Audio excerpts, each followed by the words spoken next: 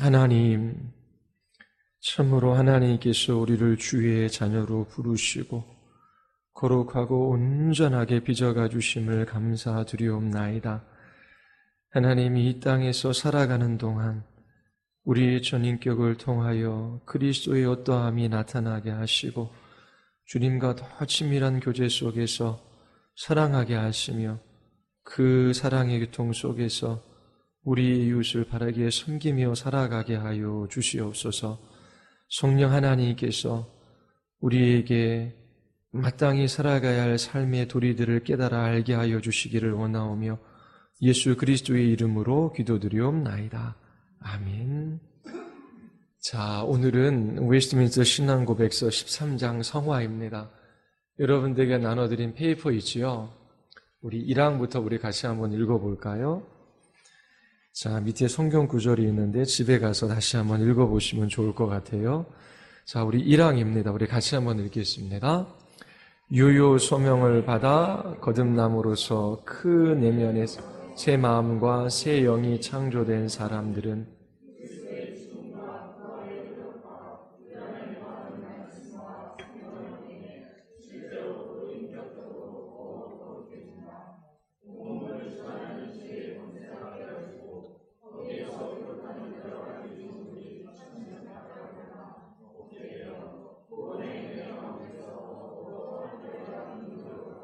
진정으로 거룩한 삶을 살아가게 된다.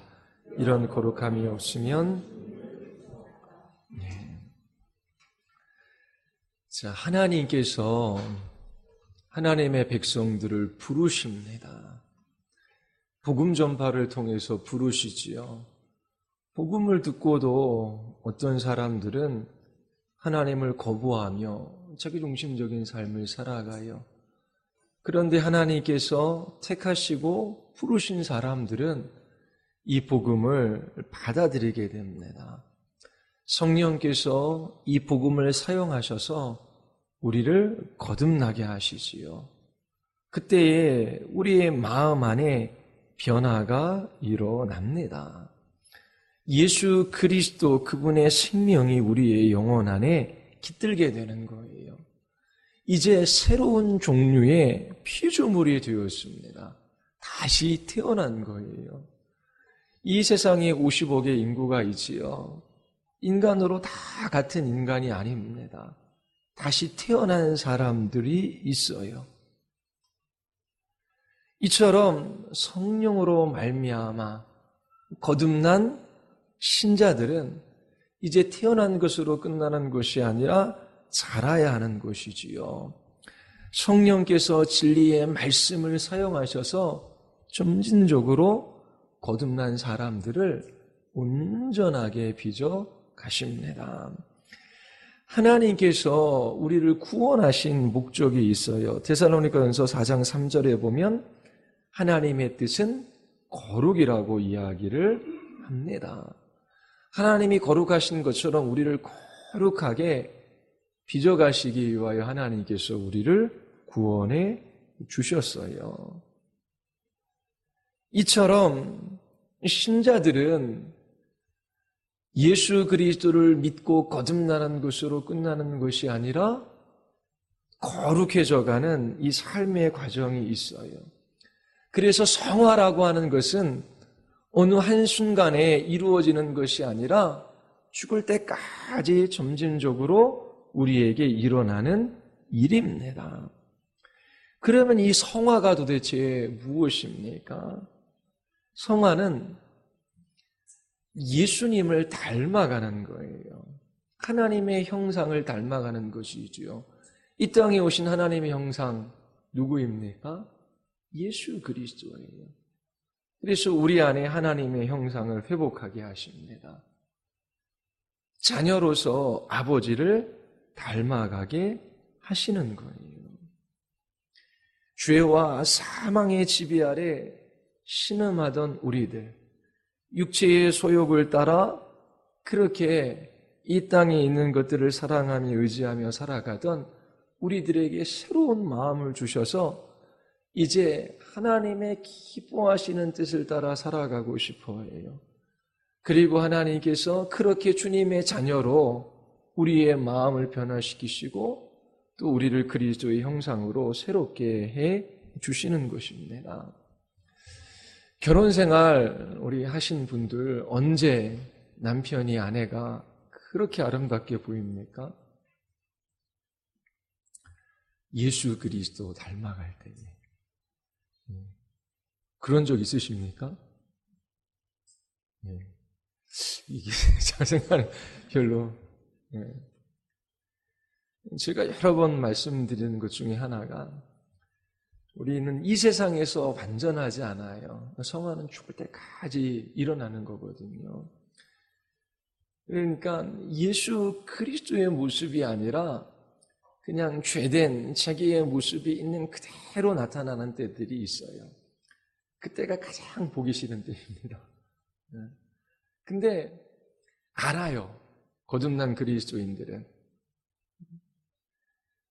내가 자기를 부인하고 예수 그리스도 그분을 쫓는지 아니면 자신의 육체의 소욕을 따라 주님을 따르는 것이 아니라 자기 뜻대로 살고자 하는지, 물론 신앙이 어리거나 깊은 영적인 심취에 있으면 잘 구분이 가지 않지요. 그런데 거듭난 신자들에게 있어서는 그런 감각이 있어요. 그래서 정말 하나님의 뜻을 따라 하나님을 기쁘시게 해드리는 삶을 살아가고 싶은데, 그런데 그렇게 살아가지 못하는 자신으로 인하여 가슴 아파하며 애통해야 합니다. 그리고 그 죄를 미워하고 그 죄의 자리에서 돌이키게 하지요. 돌이키려고 합니다. 그 모습이 아름다운 거예요. 그런 모습을 통해서 저 사람이 정말 예수 그리스도 그분을 쫓고자 하는구나. 그것은 마음이 변화되어졌기 때문에 그 안에서 일어나는 그 현상들입니다. 그런데 거기에서 끝나는 것이 아니라 더 온전해져 가는 그 일들이 있어야 돼요. 인간답다라고 하는 말이 있지요. 사람은 사람다워야 돼요. 하나님께서 하나님의 형상과 모양대로 지으셨어요. 그래서 그 지으신 그 목적을 따라 그렇게 살아갈 때 가장 인간다운 것이지요. 그런데 타락한 인간은 죄와 사망의 권세 아래 종로로 타는 존재가 되었습니다. 하나님의 형상을 닮아가기보다 마귀를 닮은 자들이 된 것이지요. 세상 사람들이 사람 냄새가 난다, 인간적이다라고 하는 말을 합니다. 사람 냄새가 난다, 인간적이다라고 하는 것은 어떤 뉘앙스인지 아시지요? 근데 성경적인 용어는 아니에요. 정말 사람다운 사람, 인간다운 인간, 예수 그리스도를 닮는 사람이에요. 하나님의 형상으로 변화되어져 가는 사람입니다. 인간답게 된다라고 하는 것은 하나님께서 본래 창조했던 그 하나님의 형상을 닮아가는 것입니다. 회복하는 것을 의미해요. 자, 그렇게 하나님께서 우리를 이 땅에서 거룩하게 하시는 것을 뜻하셨어요. 우리 2장 한번 보겠습니다. 자, 이 성화의 특징이 무엇인지를 우리에게 말해주고 있거든요. 우리 같이 한번 읽어보겠습니다. 다 같이 시작.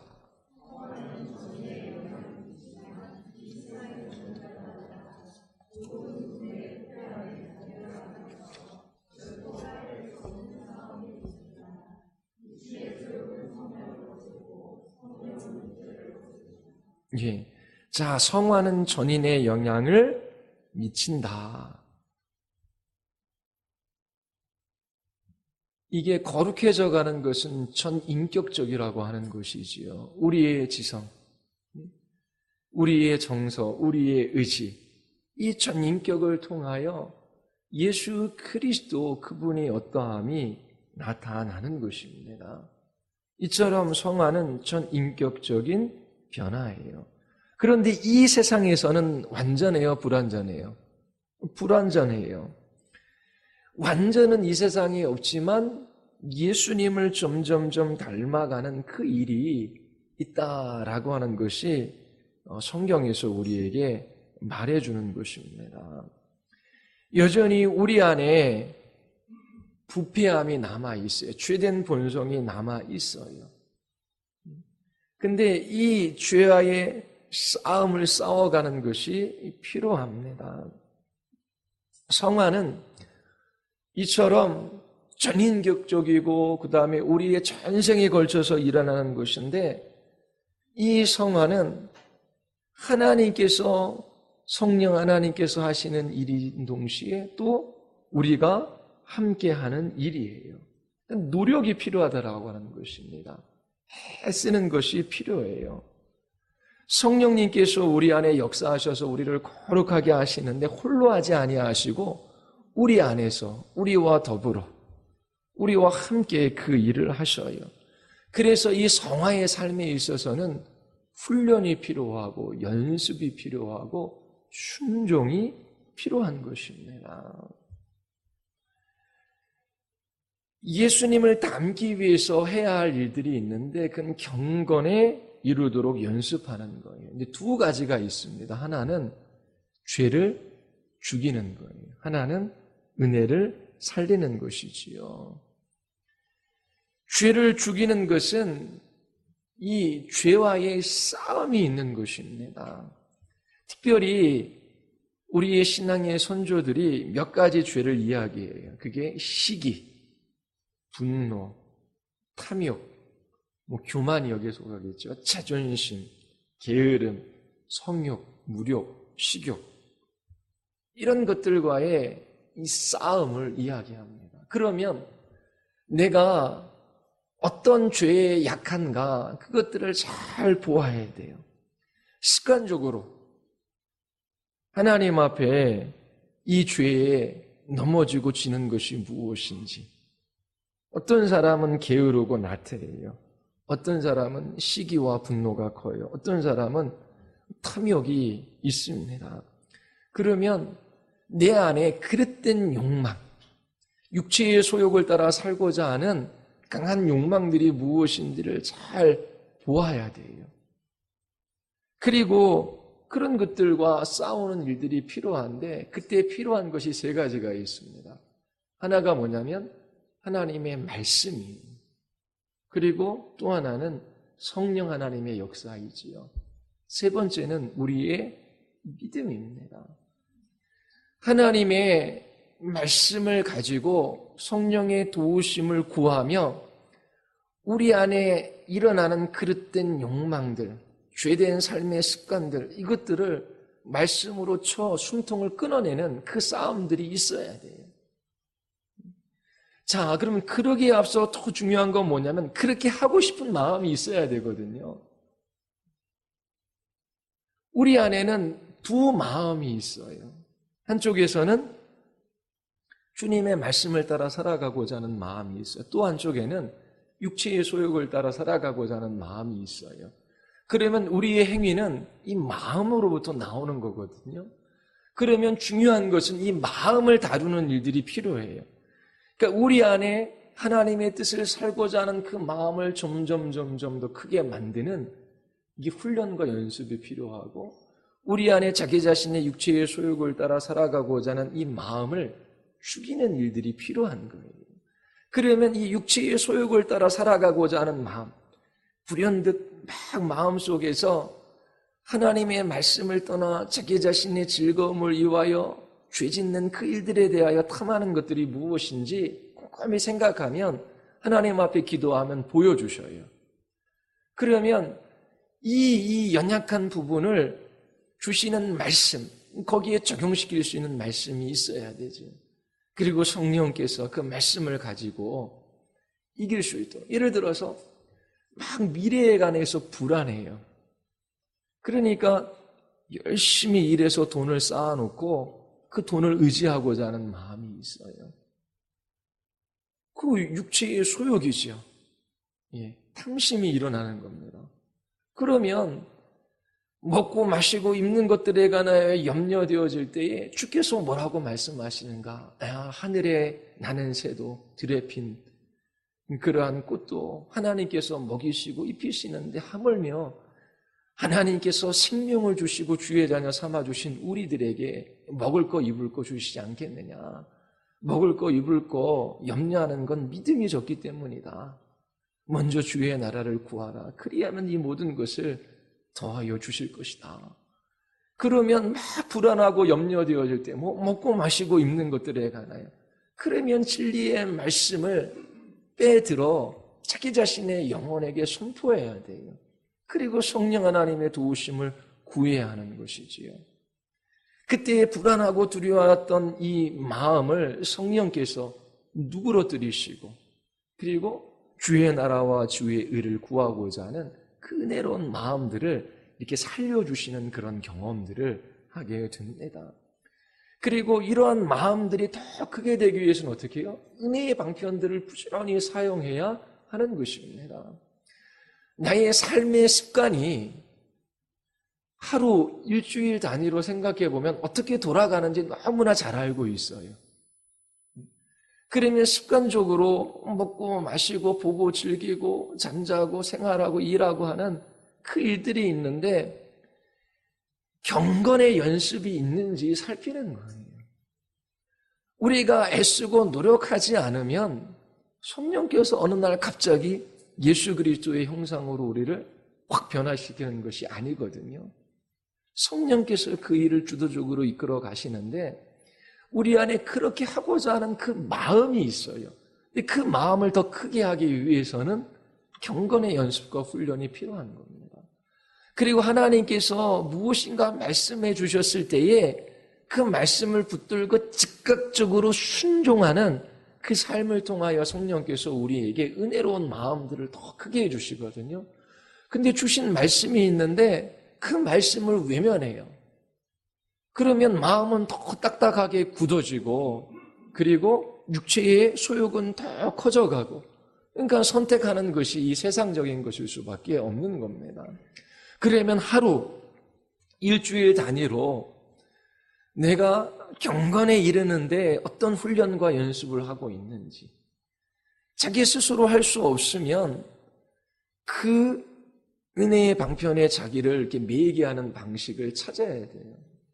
우리의 가정 안에서도 자녀들과 함께 예배하고 또 자녀 한 사람 한 사람을 불러서 그렇게 이야기하고 또 말씀을 가르치거나 그렇게 하는 시간들이 필요한 거죠. 경건은 하나님을 향한 바른 마음의 태도이거든요. 그래서 이 마음이 하나님을 향하지 않을 때에 그렇게 진리의 말씀으로 우리의 예배와 찬양과 기도를 사용해서 그 마음을 하나님께로 향하게 하고 하나님을 향한 바른 마음의 태도를 갖도록 도와주는 것이지요. 그런 것들이 저절로 이루어지지 않아요. 그래서 가정 안에서 예배하거나 찬양하고 함께 기도하고 또 권면하고 하는 그 일들이 있어야 되는 거죠. 그리고 홀로 신앙생활하게 한 것이 아니라 교회에서 함께 말씀을 공부하고 기도하고 하는 시간들이 있어요. 그러니까 우리의 자녀들이 다 알 수 있는 게 아니잖아요. 그런데 우리의 부모들이 뭘 추구하고 뭘 갈망하고 무엇을 중심으로 살아가는지는 알아요. 주일학교 어린아이들과 함께 다 함께 예배드리는 그런 교회들도 요즘에 꽤 많이 생겨요. 근데 유치부 아이들이 단어의 이 이해가 안 되잖아요. 갖고 있는 개념의 숫자가 적은데 어떻게 뭐 설교를 하고 뭐 찬양을 해도 그 말들을 다 이해하겠어요. 그 아이의 수준에서 이렇게 가르치는 것이 필요해요. 그런데 예배하는 자리, 우리 부모가 하나님 앞에 있구나. 제가 예전에 집에서도 가정 예배 드릴 때 이 가정 예배를 자녀들의 훈련용으로 생각을 하더라고요. 그러니까 부모들에겐 그런 만큼 훈련용으로 필요해요. 그런데 먼저 뭐냐면 내가 자녀들을 이렇게 성경을 가르쳐주고 이렇게 해서 이 자녀들을 이렇게 해야겠다. 그게 아니라 본인이 하나님 앞에 서는 것이 필요하거든요. 가정에서 우리가 하나님 앞에 기도하자 그러면 자녀들이 들으라고 그 기도로 자녀를 가르치려고 하는 게 아니라 하나님 앞에 해야 되거든요. 그런 영적인 이게 감각과 이 본성들이 이게 이렇게 나타나야 되는데 그게 아니라 그냥 이래야 돼, 저래야 돼. 그러면서 이거를 훈련용으로, 그러니까 본인이 부모가 하나님 앞에 서지 않고 그걸 도구로만 사용하려고 하는 그런 모습들도 있어요. 그런데 영적인 존재이기 때문에 이 부모들의 마음의 중심에 무엇이 있는지 아이들은 많이 말하지 않아도 부모의 얼굴 표정과 작은 몸짓을 통해서 감지해요. 이 예배당에 딱 들어와도 그렇잖아요. 어느 교회는 예배드리기 전까지 커피를 마시면서 교제하기도 하고, 그냥 이런저런 얘기도 하고, 어떤 교회에서는 조용히 기도하기도 하고, 그런데 그 예배드리고자 하는 그 사람들의 마음의 중심이 어디에 가 있는지, 그거는 우리도 알고 여러분들도 알아요. 그러면 하나님 앞에 예배하기 위하여 그 마음을 경건하게 하는 것이 필요하거든요. 그러니까 하나님을 향한 바른 마음의 태도. 아니, 누누이 듣듯이 지위가 높고 권세 있는 사람, 아니면 어른을 만날 때도 좀 이게 공손한 태도를 취하잖아요. 그렇잖아요. 옷도 좀 깔끔하게 입고 하나님 앞에 섰을 때 우리의 마음의 태도가 어떤지를 살펴야 되잖아요. 근데 자녀들에게 아무리 뭘 가르치고 뭘 해도 그거를 수단으로만 삼지 이 마음의 태도가 하나님을 향한 이게 경건한 것이 되어 있지 않으면 이게 다 수단만 되지 그게 본질이 안 되는 겁니다. 그래서 함께 예배 이렇게 할 때도 이 부모의 마음이 하나님을 향하여 어떠한 태도를 취하고 있는가? 내가 정말 하나님 앞에 두렵고 떨림으로 또 하나님을 경외함으로 기도하고 찬양하고 그 말씀 앞에 서는가? 아니면 자녀들을 이렇게 하기 위하여 그렇게 단지 사용하는 도구에 불과한가? 이제 그런 것들을 잘 살펴야 돼요. 그러니까 어떻게 해요? 이런 경건의 연습과 훈련이 필요한데 가정에서, 교회 안에서 그런 것들을 이렇게 만들어 가야 되는 겁니다. 만들어 가야 돼요. 그래서 홀로 신앙생활을 하기 어려우니까 순모임에서도 들은 말씀을 가지고 같이 함께 나누고 또 성경 공부하면서 다른 지체들은 어떻게 생각하는지도 듣고 그리고 함께 홀로 기도하는 것이 어려우면 공동체 속에서 함께 기도하고 또 주신 은혜를 따라 개인의 기도의 자리에서 기도하고 그러면서 우리 안에 하나님을 향한 이 경건한 이 마음이 더 자라날 수 있도록 이 은혜가 더 커질 수 있도록 그렇게 하나님 앞에 부지런히 연습하고 훈련하는 것이 필요합니다. 그때에 이제 열매를 맺게 되는 것이지요. 성령께서 거룩하게 하시는 것이기 때문에 성화의 열매는 성령의 열매예요. 사랑, 기쁨, 평화, 자비, 온유함, 충성, 그리고 절제 이 모든 열매들이 삶 속에서 맺혀져 가는 것입니다. 우리 3만 같이 한번 읽어보겠습니다. 다 같이 시작. 이 싸움에서 잠시 동안은 잔존하는 부패함이 크게 우세할 수 있지만 성결하게 하시는 그리스도의 영으로부터 계속 공급되는 힘을 통해 거듭난 부분이 승리를 거두기 이룬다. 그 결과 성도들은 은혜 안에서 성장하며 하나님을 두려워하는 가운데 거룩함을 온전히 이룬다.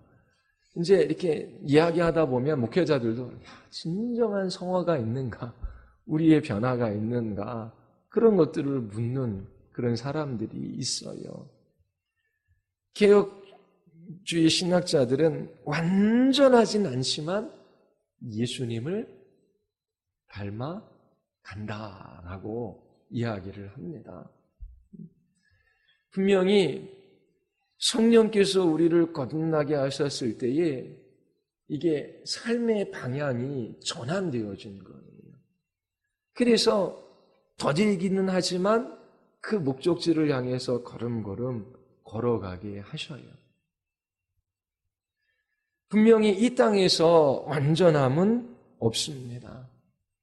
그런데 우리를 그리스도의 형상으로 변화시키셔서 그 그리스도의 아름다움을 우리를 통해서 드러내시고 또 우리의 이웃들이 맛보게 하시는 그 일들이 있어요.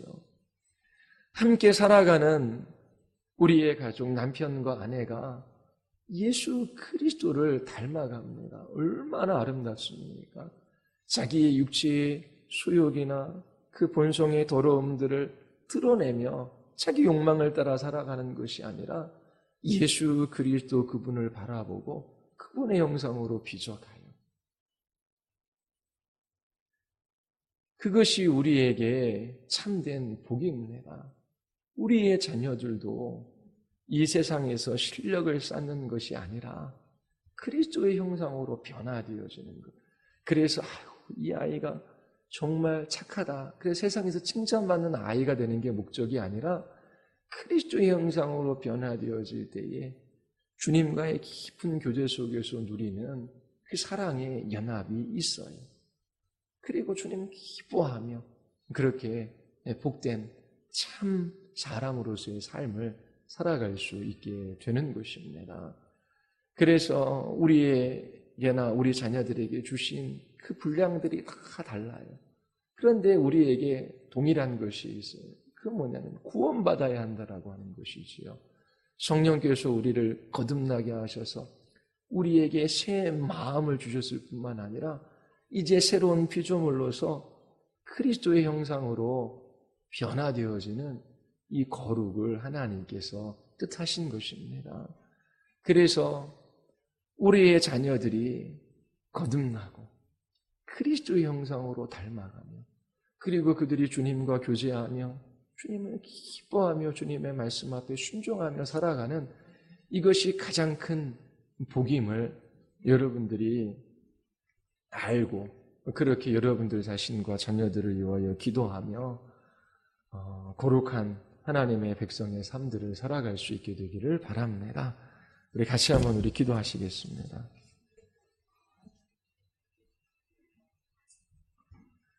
우리 이 시간 기도할 때에 하나님 진리 안에서 교통과 교제가 있게 하여 주시옵소서. 우리의 가정과 이 공동체 안에서 그리스도의 형상으로 변화되어지는 이 거룩함이 있게 하여 주시옵소서. 주위의 지체들을 돌아보며 그들에게 그리스도의 향기가 나기에 그리스도의 생명의 그 아름다움이 보이기에 기뻐하게 하시고 또 함께 그렇게 주님을 섬겨나가는 은혜가 있게 해달라고 또 우리의 자녀들에게도 하나님 정말 저희들이 주님을 알고 주님을 닮아가는 이 가장 큰 은혜와 복을 허락해 주시기를 위하여 우리 같이 한번 우리 기도하겠습니다.